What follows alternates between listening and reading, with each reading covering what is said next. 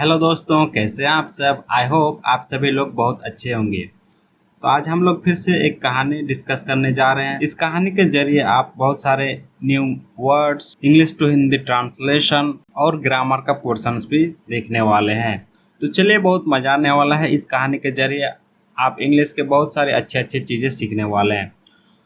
तो सबसे पहले जो है कहानी का हम लोग टाइटल समझ लेते हैं। टाइटल है the right mind and wrong mind. Right यानी सही, माइंड यानी दिमाग। ठीक है, तो क्या मीनिंग हो गया? राइट माइंड यानी सही दिमाग, एंड और रॉन्ग माइंड, रॉन्ग यानी गलत, माइंड यानी दिमाग यानी गलत दिमाग। तो कहानी का टाइटल क्या हो गया? राइट माइंड सही दिमाग, एंड और रॉन्ग माइंड यानी गलत दिमाग। तो ये दो आदमी की कहानी है जिसमें से एक का दिमाग सही रहता है, एक का दिमाग गलत रहता है। ठीक है, दिखा देते हैं आपको एक बार। पहले पूरा पिक्चर देखिए। ये दो आदमी है, ठीक है, इनमें से एक का दिमाग सही है, एक का दिमाग गलत है। तो चलिए, बहुत अच्छा स्टोरी है, आपको बहुत मजा आने वाला है। तो कहानी को लास्ट तक जरूर देखिए। तो चलिए अब कहानी को शुरू करते हैं। Long ago. लॉन्ग मतलब होता है, ऐसे तो लॉन्ग मतलब लंबा होता है, ठीक है, लेकिन लॉन्ग अगो टाइम का बात हो रहा है, यानी बहुत पहले या लंबे समय पहले, ऐसे भी हम लोग बोल सकते हैं। तो लॉन्ग अगो बहुत पहले, wrong mind asked his friend. Wrong mind यानी गलत दिमाग, आस्क्ड यानी पूछा। देखिए, आस्क मतलब होता है पूछना, ईडी लग गया यानी कि पास्ट दिखा रहा है। कहानी ज्यादातर पास्ट फॉर्म में ही लिखा जाता है, वर्ब का सेकंड फॉर्म यूज होता है कहानी में ज्यादातर। ठीक है, आस्क्ड यानी पूछा, वर्ब टू है। हिज फ्रेंड, हिज यानी उसका, अ फ्रेंड यानी दोस्त, उसके फ्रेंड से पूछा। क्या पूछा? राइट माइंड यानी कि जो राइट माइंड यानी सही दिमाग था, उसका दोस्त कौन था? सही दिमाग था, यानी गलत दिमाग अपने सही दोस्त से पूछा। क्या पूछा? टू गो जाने के लिए, विथ हिम उसके साथ, विथ मतलब के साथ, हिम यानी उसके, यानी उसके साथ, to another, another मतलब होता है एक और, ठीक है, सिटी यानी शहर, यानी कि एक और शहर में, टू अर्न यानी कमाने के लिए, अर्न मतलब होता है पैसा कमाना, टू अर्न सम मनी, सम यानी कुछ और मनी यानी पैसा या धन, यानी कि कुछ पैसा कमाने के लिए। तो चलिए एक बार पूरा सेंटेंस पढ़ते हैं। लॉन्ग अगो बहुत पहले, wrong mind asked his friend, गलत दिमाग अपने दोस्त से पूछा, राइट माइंड जो कि राइट माइंड था यानी सही सही दिमाग था, टू गो विथ हिम उसके साथ जाने के लिए, टू अनदर सिटी एक दूसरा शहर में, टू अर्न सम मनी कुछ पैसा कमाने के लिए। ठीक है, यहाँ तक समझ में आया?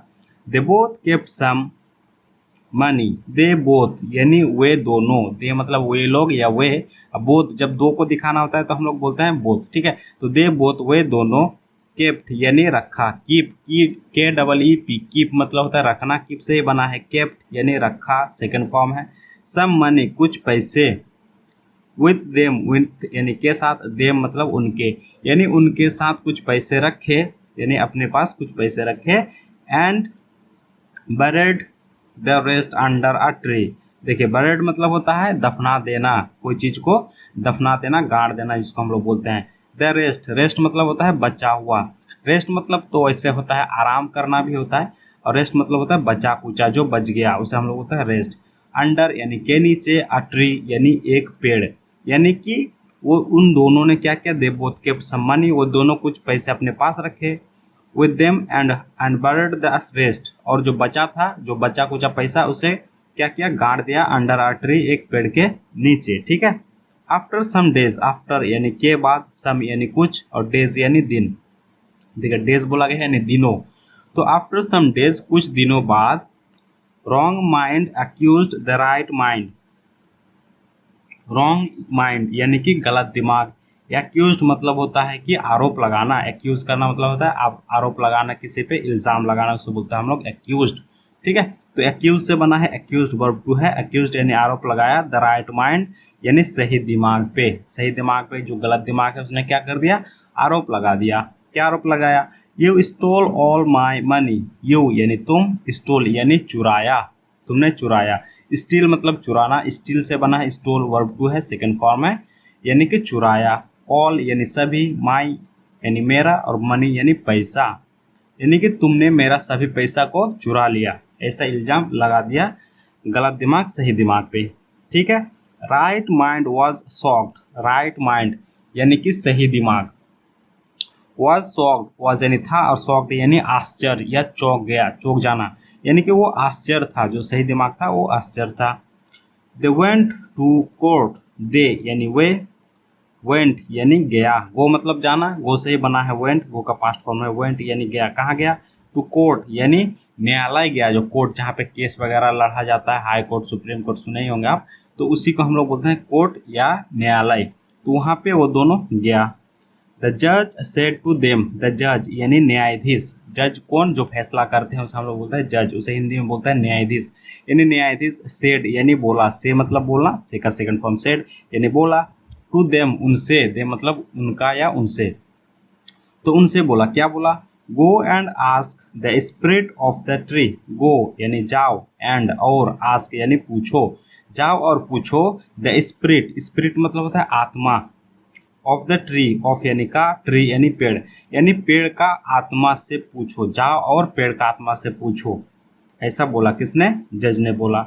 Wrong mind took his father's help, wrong mind यानी गलत दिमाग, टुक यानी लिया, टेक मतलब लेना, टेक से बना है टुक, वर्ब टू है, टुक यानी लिया, क्या लिया, हिज फादर्स हेल्प, हिज यानी उसका, फादर यानी पिता, एपोस्ट्रोफी एस लगाया गया है, फादर्स, जब एपोस्ट्रोफी एस रहे इसका मतलब उसका पोजीशन दिखा रहा है, उसका हक दिखा रहा है, ठीक है, तो फादर्स यानी पिता का, मदर्स यानी माता का, फ्रेंड्स यानी दोस्त का, तो एपोस्ट्रोफी एस का यही काम है, का दिखाता है वो, हिज फादर्स यानी उसका पिता का, हेल्प यानी मदद, यानी कि जो गलत दिमाग था उसने अपने पिता का मदद लिया।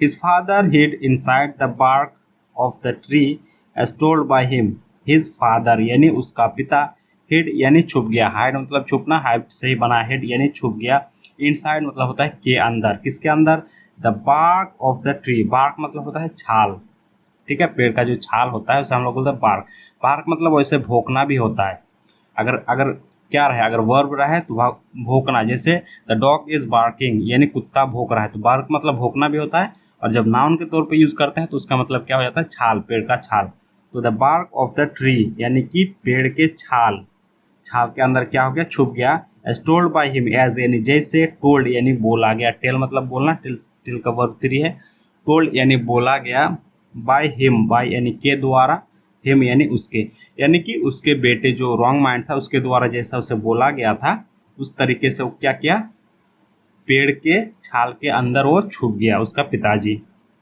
ही was also told to say to the जज, he was also told, he मतलब उससे या वह, वॉज ऑल्सो टोल्ड, देखिए वॉज है उसके साथ वर्ब थ्री है, ठीक है, यानी कि ये पैसिव फॉर्म में यूज किया गया है, is, am, are, was, were, उनके उनके जस्ट बाद ही अगर वर्ब थ्री रहे तो समझ लीजिएगा कि ये पैसिव वॉइस में यूज किया गया है, ठीक है, तो he was told, he was also told यानी कि उसे ऐसा भी बोला गया था, उसे बोला गया था, टू से यानी बोलने के लिए, ही वॉज ऑल्सो टोल्ड उसे यह भी बोला गया था, टू से बोलने के लिए, टू द जज यानी जज से क्या बोला गया था, दैट के right mind was a thief, right mind यानी सही दिमाग, वॉज यानी था, अ थीप यानी एक चोर, यानी कि उसे ऐसा भी बोलने के लिए बोला गया था उसके बेटा द्वारा कि जो सही दिमाग है वो एक चोर है, ऐसा जज के सामने उसे बोलने के लिए बोला गया था।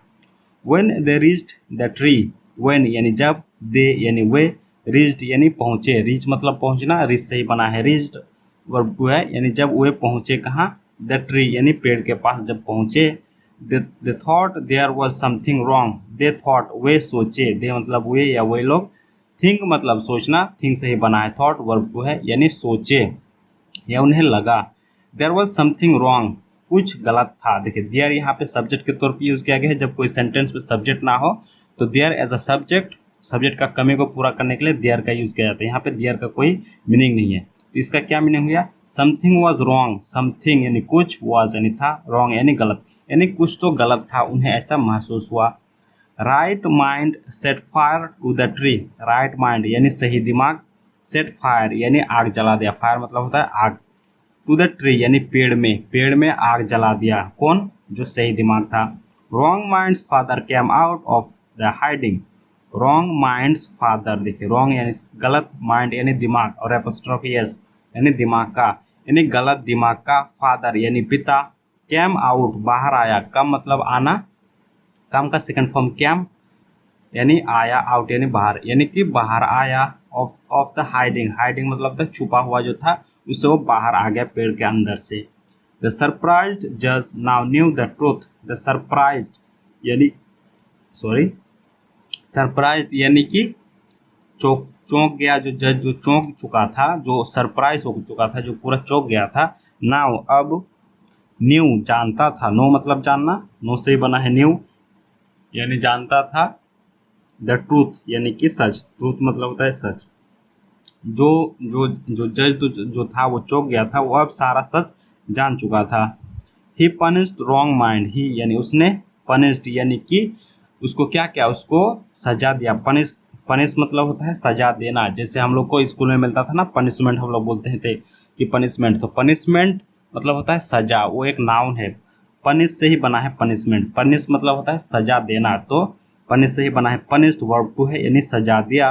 रॉन्ग माइंड यानी कि गलत दिमाग को, गलत दिमाग को क्या किया, जज ने सजा दे दिया। ठीक है, यहाँ तक कहानी खत्म हुआ। चलिए अब हम लोग कहानी का जो मॉरल है उसे हम लोग अच्छे से समझ लेते हैं।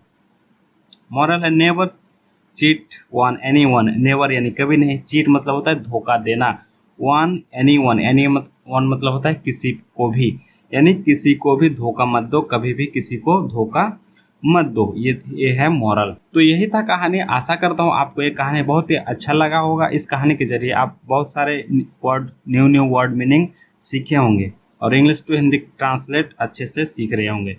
तो चलिए, वीडियो अगर अच्छा लगा हो तो एक लाइक कीजिए, और चैनल में अगर पहली बार आए हैं तो चैनल को सब्सक्राइब करके बेल नोटिफिकेशन ऑन कर दीजिए, क्योंकि मैं आप सबके लिए ऐसे ही इंटरेस्टिंग और इन्फॉर्मेटिव इंग्लिश का वीडियोस अपलोड करता रहता हूं। तो आज के लिए इतना ही, मिलते हैं नेक्स्ट वीडियो में, तब तक के लिए bye bye and take care.